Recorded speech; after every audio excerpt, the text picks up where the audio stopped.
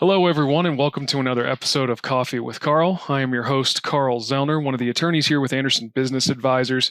And today we're going to be talking about the LLLP business entity because we've gotten a few questions about this over a period of time.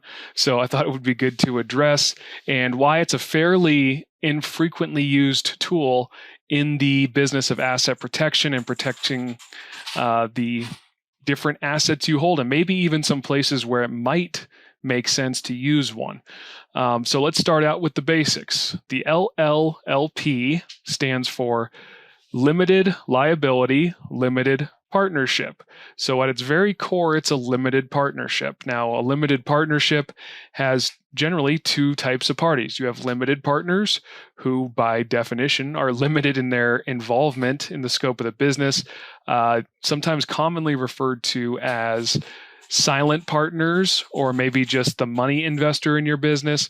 And then on the other side of that LP, you have a general partner. Now, the general partner is involved in the active management, makes sort of day-to-day decisions, and does a lot of the legwork of the business. The downside of a limited partnership is the general partner generally has unlimited liability. So there's a little bit of a concern there. That's usually remedied by using, say, a corporation as a general partner, or something like that doesn't hold a lot of cash, but it bears to mention, right? In a world where LLCs are available and all partners can be limited, why would you use a limited partnership of any sort? In my practice and with my clients, I like to use limited partnerships because limited partners have a passive presumption when we're starting to look at income.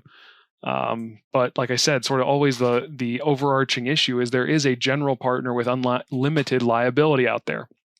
So now steps in the triple LP.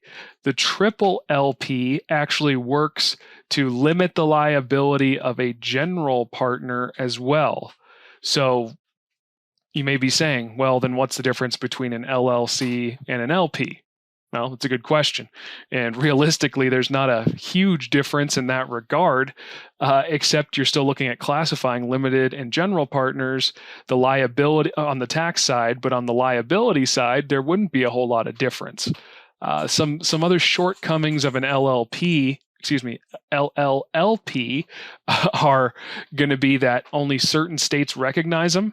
So they're not nationally recognized, and I've mentioned and sort of touched on as well, it's sort of in my opinion, an inferior product to an LLC because all partners are limited already, all states accept them, and you have the ability to work within your limited liability company and do all tasks if you wanted to, or you can even split out passive and active interest in that LLC as well.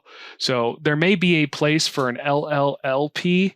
What I would look at though is, or what I'm sort of initially seeing on the front end is, if I'm even considering one of these, might be what kind of investor are you? Where are you from? Maybe an LLLP would make sense if you're a foreign investor or a Canadian investor, which I also know is foreign, but for whatever reason we differentiate.